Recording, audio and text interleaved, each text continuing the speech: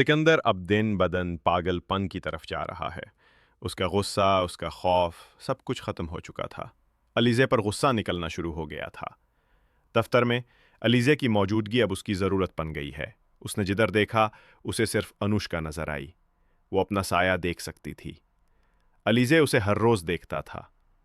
वो मुझे याद दिलाएगी कि उसने क्या किया। कभी उसके काम का, कभी अपनी उम्र की वजह से, और कभी उसकी खामोशी की वजह से। इस खामोशी ने सिकंदर को सबसे ज्यादा तोड़ा। घर आते तो बीवी से नाराज हो जाते। वो गुस्सा अरेशा पर निकालता है। अरेशा समझ नहीं पा रही। वो हैरान थी कि ये क्या हो गया है, लेकिन जब वो उसे हकीकत का थोड़ा सा एहसास हुआ और उसने फैसला किया कि अब वो अलीज़ी। एक रात अरेशा मैंने एक मंसूबा बनाया। अलीज़े सुबह जब किचन में आई तो गैस का पाइप खिला रहेगा। सिर्फ एक चिंगारी और ये सब खत्म हो गया है। लेकिन किस्मत के दूसरे मंसूबे थे। उसे कबूल कर लिया गया।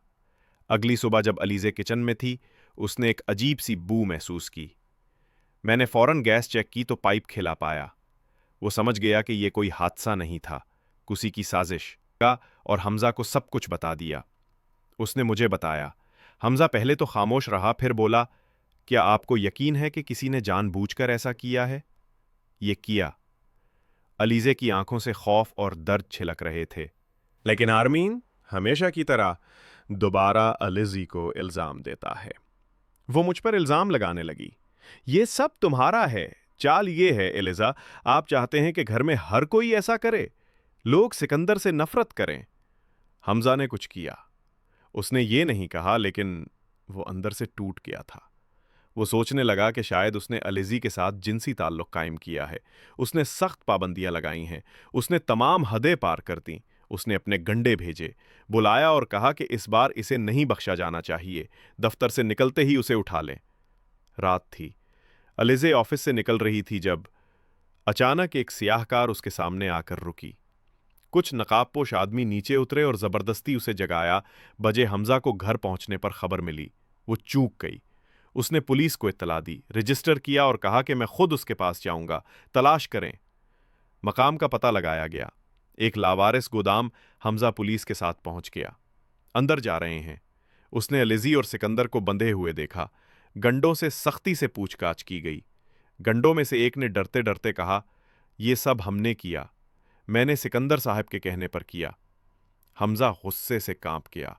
वो भागकर अलीज़े के पास गया, करीब पहुंचा, उसके बंधनों से रिहाई और कहा, बहुत हो गया अलीज़ी, आज सब के लिए सच सामने आ जाएगा।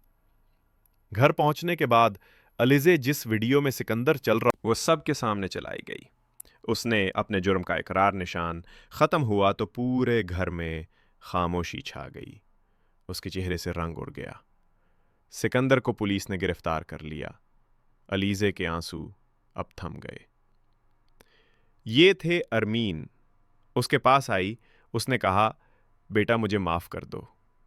मैं नहीं जानता था कि सिकंदर ने तुम्हारा घर तबाह कर दिया है। अलीज़े ने अपना सर झुका लिया और उन्होंने कहा, अब सब खत्म हो गया है। दूसरी तरफ सिकंदर जेल में मुकम्मल पागल हो चुका था। वो दीवारों से बातें करता है, हंसता और चलाता है। अलीज़े, तुमने मुझे बर्बाद कर दिया।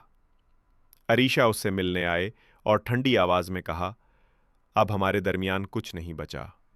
मैं तुम्हें तलाक दे रहा हूं। सिकंदर उसे पागलों की तरह देखता है। कुछ दिनों बाद अलीज़े ऑफिस आया। मैं काम कर रहा था जब मुझे अचानक चक्कर आने लगा। उसे फौरी तौर पर अस्पताल ले जाया गया। डॉक्टरों के बाहर आया और मुस्कुराते हुए कहा,